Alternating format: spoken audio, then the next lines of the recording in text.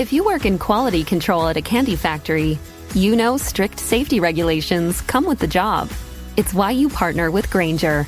Grainger helps you find the high-quality and compliant products your business needs to inspect, detect, and help correct issues. And the sweetest part is, everyone gets a product that's as safe to eat as it is delicious. Call 1-800-GRAINGER, click Grainger.com, or just stop by. Grainger, for the ones who get it done.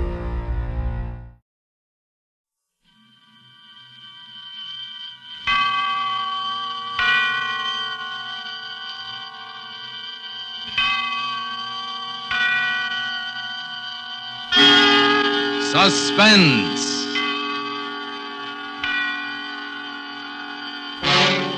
Tonight, Autolite and its 96,000 dealers present Mr. Gregory Peck in Nightmare, a suspense play produced and edited by William Spear.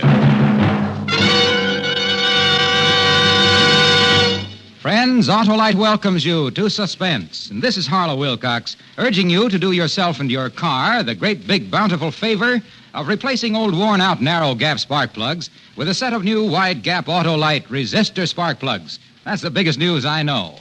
But I've also been told to tell you that Suspense is going to receive a great, big, important national honor tonight during our usual between-the-acts intermission. And say, when it comes to honors, you'll want to award your car a set of wide-gap Autolite resistor spark plugs. Your engine will idle smoother, give better performance on leaner gas mixtures, actually save gas. And if you want the real lowdown on how Autolite resistor spark plugs reduce television interference, see a copy of this week's Saturday Evening Post and turn to pages 8 and 9. See your Autolite spark plug dealer today. And remember, you're always right with Autolite. Oh, and remember, too, Suspense on television returns to many stations throughout the nation Tuesday night, September 6th.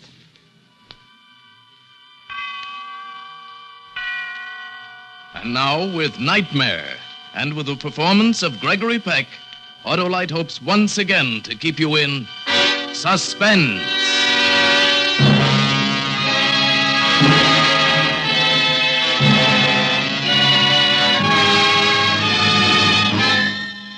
They say every nightmare has a prelude, something that inspires it, something that happened or almost happened that your inmost mind seizes upon. It lives there in the back of your head, and it multiplies itself and fattens on tiny fears until it's grown into a monstrous, bloated horror. And then, when it's full-sized with dread, it springs out at us from evil blackness at night when you're defenseless in sleep.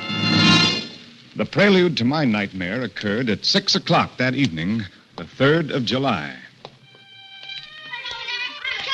Since Elsa's illness, I'd been walking home from the station evenings instead of having her meet me. It's a pleasant 6 or 7 blocks along Hartsdale Road and then up the hill to Ridgecrest. Just at the corner there, the kids play baseball. The signs say slow children and everything, but it's a nasty spot, and coming down the hill, a guy might... Look out! Look out! Hey, you, what's the matter with you? Don't you know that you I didn't see him, brother. They got no right to play him. Have you been drinking? Oh, me? No, because if you had, I'd pull you out of that car so fast and take you over to the police. All right, brother. Calm down. Nobody's hurt. Nobody's hurt. Just a little scared.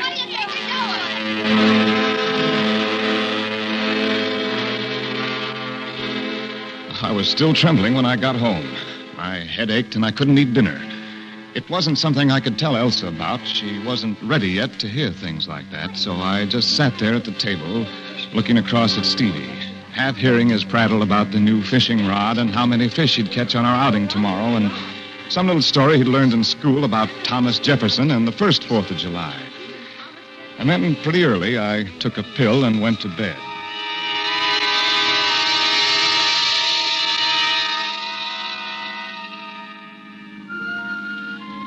It was the next afternoon. We were driving along, my wife, my boy, and myself. You know that winding road that leads up from Kingston to Fallstown in the trout country? A lot of hairpin turns and a few bad shoulders, but beautiful, beautiful scenery. And that's what we all needed after her nervous breakdown. A little slower around the turns, Ben. Why do you drive so fast? You're never driving too fast as long as you feel the car's under control. Bet it wasn't under control a minute ago. What a curve. Ben, the gas tank's almost empty. Why didn't you listen to me and fill up at the last station? There's always a reserve after the empty mark. Bet we run out of gas. Well, it seems to me, youngster, that when I tell you that... What's wrong? Why are we stopping? Oh, that's what I'd like to know. You know, Dad. You know. Yeah, I know. Out of gas. Oh, Ben. Will you ever learn? Well, everybody runs out of gas once in a while. Okay, well, it's a nice day for me to take a hike. But, Ben, is it all right to be parked like this? On the curb, so close to the road? Well, why not? Where's the traffic? Only adventurers like us know about this road. Well, goodbye, folks. Oh, goodbye, Mr. Know-It-All. I'll go with you, Dad. Oh, no, you'll stay here. Rule of the woods. Always leave one man behind to protect the women. Oh, can I take out my rod? Can I practice how to cast? Sure. And you, lady, you wipe off that smile. With my feet, this is a first-class tragedy.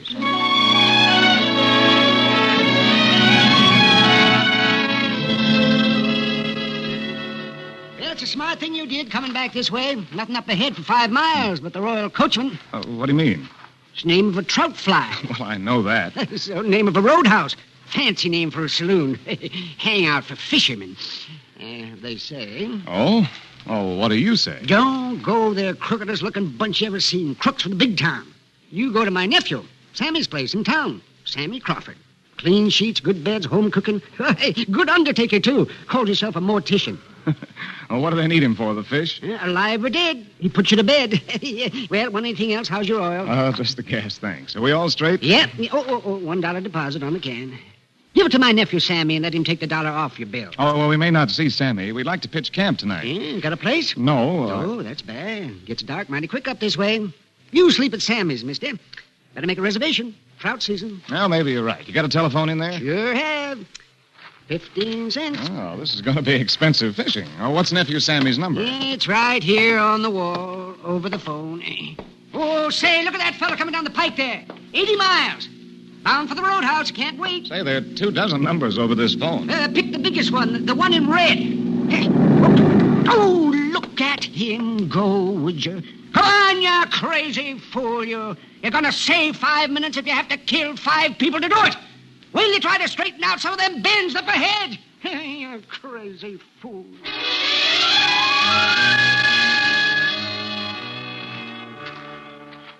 The pine trees were casting their last, longest shadows across the road as I hiked back to the car.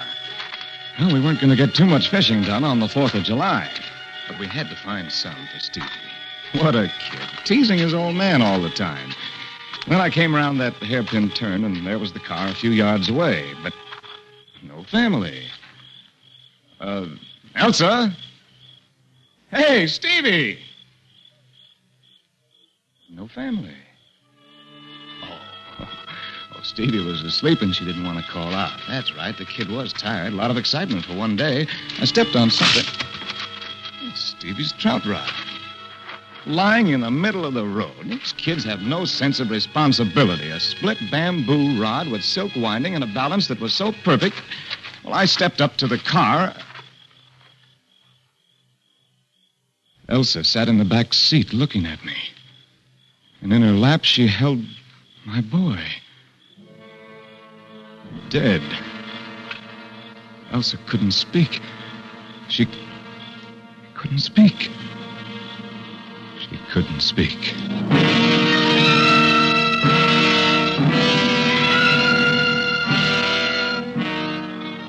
I forced some brandy between her teeth and made her swallow it. Her hands were like ice. I wanted to rub them, but I couldn't pry them loose from the boy. No!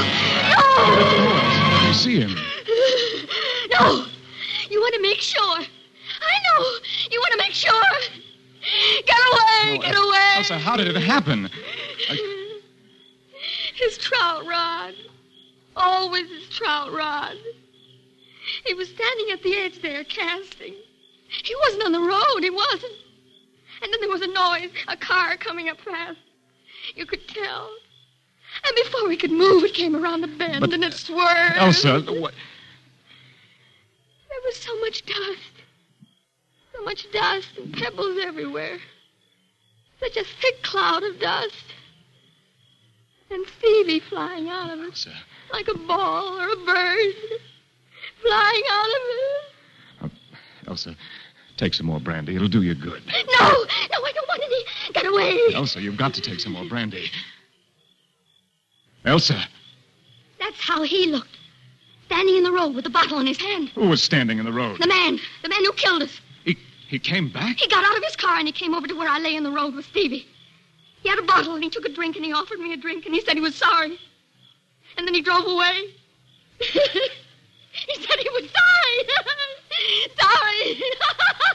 Elsa. Sorry, Elsa, sorry. darling, Elsa, don't, Elsa. Poor little Stevie. Poor sweet little Stevie. Poor Stevie. My boy. And then it began to grow in me. And then the hate began to grow.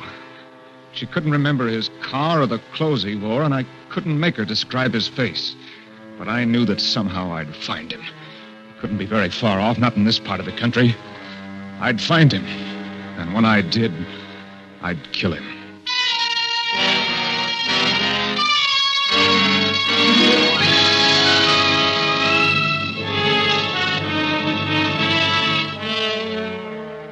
Autolite is bringing you Mr. Gregory Peck in Nightmare. Tonight's production in radio's outstanding theater of thrills, Suspense.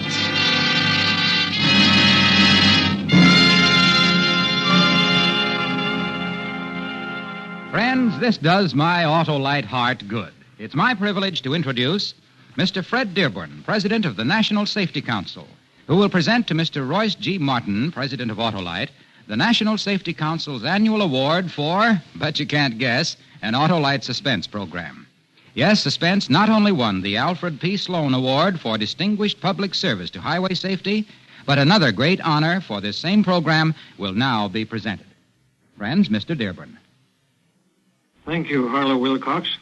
The National Safety Council wishes to thank you, Mr. Martin, and the Electric Autolite Company for bringing to your tremendous radio audience the year's outstanding highway safety program, James Cagney in the suspense show titled No Escape.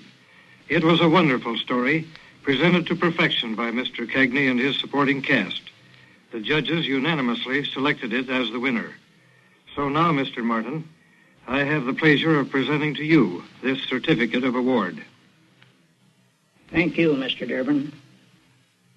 In promoting highway safety, and you can rest assured, it is a great pleasure to have Suspense win this outstanding recommendation from the National Security Council.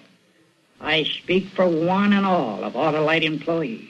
I trust that tonight's show will make an equal contribution, especially at this time with a heavy travel over the Labor Day weekends. Thank you again, Mr. Dearborn. And now, Autolite brings back to our Hollywood soundstage Gregory Peck in Nightmare, a tale well calculated to keep you in suspense.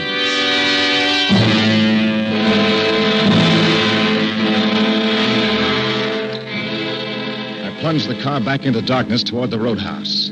The killer, the dirty, dirty killer. There was so much dust. Dust and pebbles and Stevie flying out of it. Like a bird. Yes. Like a bird. Yes, Elsa. He got out of his car and he offered me a drink. He stood there and he said, "You better take a drink." Now, there's the Royal Coachman, that roadhouse. And he said he was sorry. We'll stop here and use the phone. There's a Sam Crawford in Fallstown. He runs some tourist house and a funeral chapel. I'll call him from here. Yes. Oh, see all the lights. Why are all the lights on? It's a roadhouse, Elsa. So many people going in. Why are they laughing? Well, they don't know how we feel, Elsa. They don't know about us. Is it all right to leave you here for a moment? I want to call. There he is. Would you like me to... Elsa. That's him. He killed us. Who? That's him. Who? The one who hit Stevie? Where? There he is. Where? That one? The man standing in the doorway? How do you know? Can you see his face? Came over and he stood close and he said, "You better take a drink." He was big and fat, and his body filled the frame of the door. He ran a pudgy hand across his face. Yeah, he was drunk, all right. And he was trying to shake himself out of it. Well, he'd never drink again. He'd never drive again, not after I got through with him. Elsa, sit back. Now, don't let anyone see you. He killed us. Yes, I know. Now, wait here, Elsa. Wait here. Don't get out of the car. I watched him go inside. He walked across the lobby and disappeared in the bar. I went in after him. He was sitting there, his elbows on the bar and his head between his hands. I sat where I could watch him and still not be too close. Yeah, with soda. Before the bartender hardly let go, he had it down. And then his watery, bloodshot eyes looked about the room. His eyes caught mine. Bartender. He called to the bartender and then whispered something in his ear, looking at me, then pointing.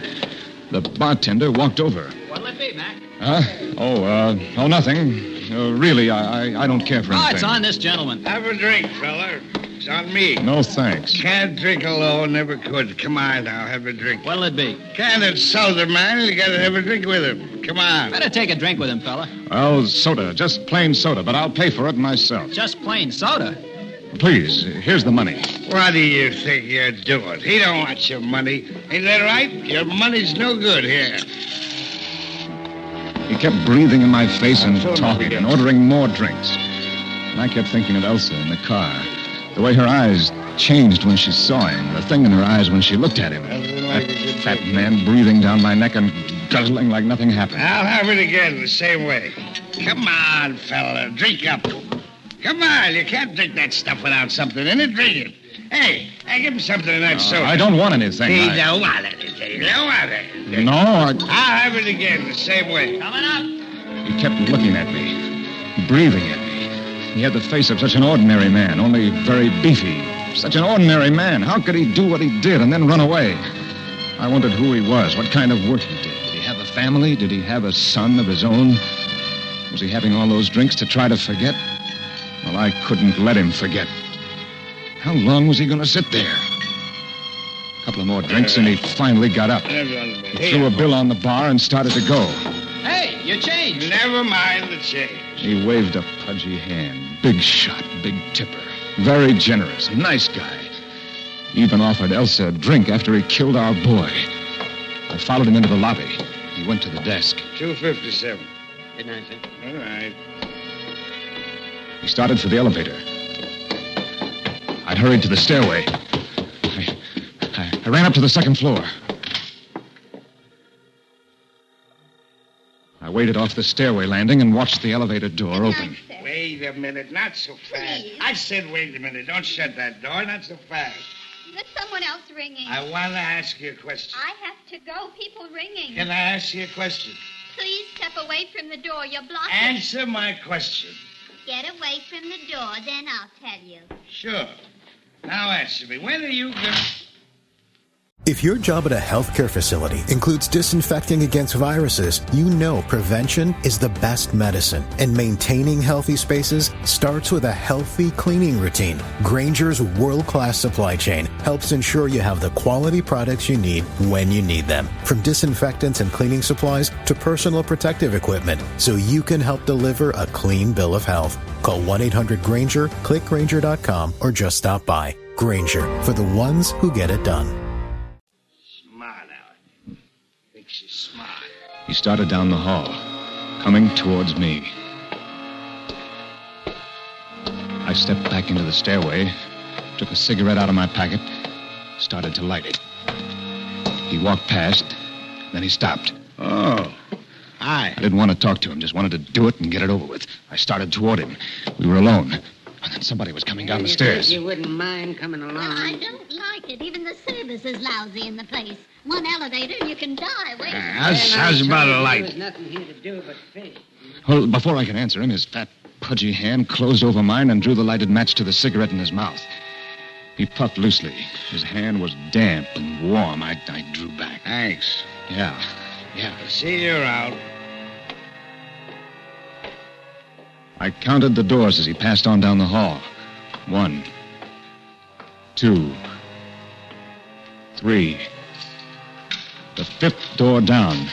That was his room. I walked slowly down. I stood in front of his door. So now it would happen.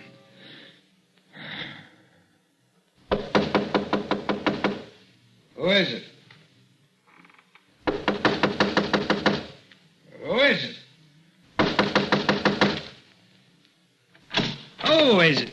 Oh. What do you want? What do you want? I want to ask you something. May I... Oh, sure. Come in. He waddled over to the bed and sat down. Hey, you sit down. His watery, bloodshot eyes blinking at me. I didn't know how to begin or what to do. The blind rage was gone. Something happened to me. Now, suddenly, I didn't know what I was doing there. What do you want? I walked over to the window, fumbling for some foolish excuse. It was no use. I couldn't kill anybody. I couldn't do it. Ask you, what do you want? I looked out of the window. The light from the neon sign on the roof made everything look so lonely and dead. What's the matter with you? And there was my car in the driveway, and Elsa sitting there. Her face, the thin outline of her face, so gray, her mouth pressed tight in a straight, hard line. What do you want from me? She was holding my son, holding him tight, pressed close to her, holding him. My son. What do you want? Why did you kill my son? Huh? You drunken fool, why did you kill my son? You're crazy. You're crazy. Bloodshot eyes bulging from his head, frightened and guilty. He reached for the phone and then I was on him. Why did you kill him? You killed him. You killed him. You killed him. You killed him. You killed him. Operator. You killed him.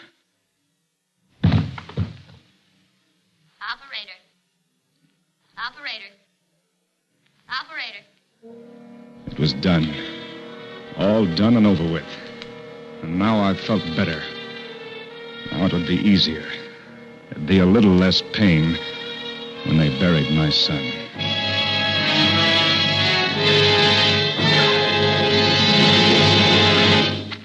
Elsa, you all right? He's dead. I made sure of that. Now let's get out of here. The twisted blacktop road unwound steadily under the headlights. But something had changed. It was no longer a road. It was a cloudy, misty jungle where everyone was old and haggard. And there were no children. And then we brought our boy into Fallstown.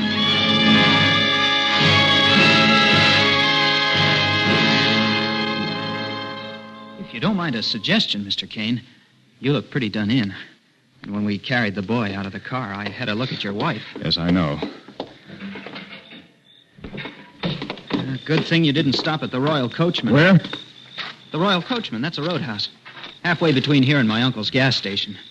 You didn't see it? No. Well, it's all lit up with neon, like a regular Christmas tree. Troopers just phoned. There's a job for me. Somebody choked somebody to death. Lots of excitement. Oh, well, who did it? No, they'll find him. She looks bad, your wife. We ought to get her right to bed. Yes. Elsa? Now I have no son. Well, this is Sam Crawford, Elsa. He's going to take care of Stevie. And we're going to sleep in his house tonight. I think we need some sleep, don't you? That's him. What do you mean? That's him. He did it. He did what? He killed my son. Elsa. I'm Sammy Crawford, ma'am. I run the local... He killed us. He killed us. Elsa. Elsa. Look at me. Are you all right, Elsa? I don't think she knows what she's saying. He came over. He stood there with a bottle. He said he was sorry. Elsa. Elsa, this is Sammy Crawford. He wasn't there. He was here, miles away. He killed us. I'll get Doc Sadler. What's the matter with you, Elsa? I know he didn't do it. He couldn't have. I was talking to him on the telephone when it happened from the gas station. Elsa, we know who did do it. We know. And he's dead. He said he was sorry. He said he was sorry. Elsa. Yes. Look across the street. Elsa, do you hear me? Look across the street. Yes. Do you see that man walking toward the street light? Can you see him?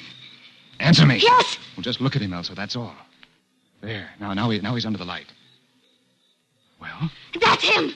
No. That's him. No. That's him. He did it. Elsa, he did it. Elsa, that's a minister. He did it. You know it wasn't That's a minister. him. You saw, and it wasn't Sam Crawford. He was talking to me on the That's him. telephone. That's him. No. That's him. No, Elsa. That's no. him. No. That's No. him. No. No. No. Ben. No. Ben. No. Ben, darling. Ben. Huh? What? Oh. Hi, Dad. Hi. Hello, Stevie. Hi. Darling, what on earth?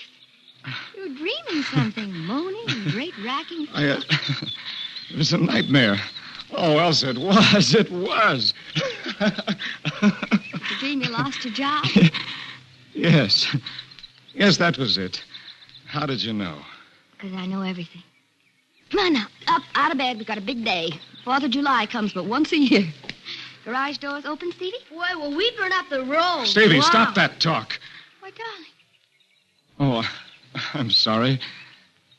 You know, instead of going up by Fallstown and up there, we'll cut across just before Kingston and find our fishing over around Litchfield, huh? I feel like Connecticut today. Okay, Dad. I gotta go for my son. What did you dream about, darling? It was so awful. Me? Well, since you have to know, I had a horrible, jealous dream. I dreamt you didn't love me. Oh, dearest. Oh, that was the wildest dream imaginable. Now, wasn't that a waste of time?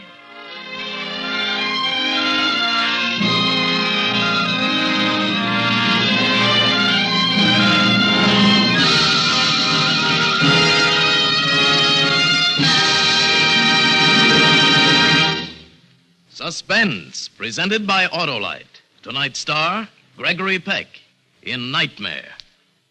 Mr. Peck, the subject of our show and your character portrayal won't do highway safety any harm this Labor Day weekend. Today's newspapers carried some dreadful predictions of the accidents and deaths likely to happen. Yes, I saw them. And if I may, I'd like to add a few words of my own on this subject of safety. The mic is yours, Greg. Well, this evening, the Electric Autolite Company has been honored for its efforts on behalf of highway safety. You, too, can earn such an award. Of course, yours won't be quite the same. No bronze plaque or embossed certificates, and no one will pin any medals on you. Yours will be a greater, more personal reward. The deep-felt satisfaction that comes from knowing that you've taken care and not endangered your own life or the lives of others. So drive carefully, won't you? Today, tomorrow, always. Thank you. Yes, folks, drive carefully and drive happily, too, by switching now to new Wide Gap Autolite resistor spark plugs. They're ignition engineered to work as a perfect team with your car's complete electrical system. So for a smoother engine idle and long spark plug life, just remember, you're always right with Autolite.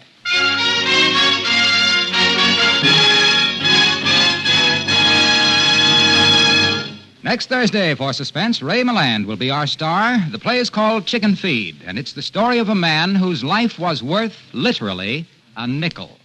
It is, as we say, A tale well calculated to keep you in suspense.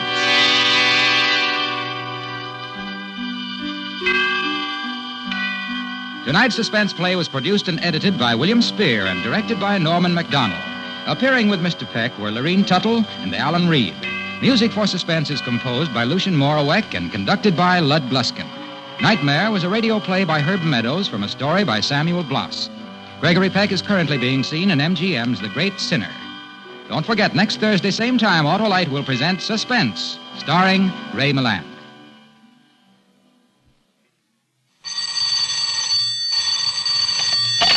You can buy Autolite resistor spark plugs, Autolite stateful batteries, Autolite electrical parts at your neighborhood Autolite dealers. Drive right. Switch to Autolite. Good night. This is CBS, the Columbia Broadcasting System.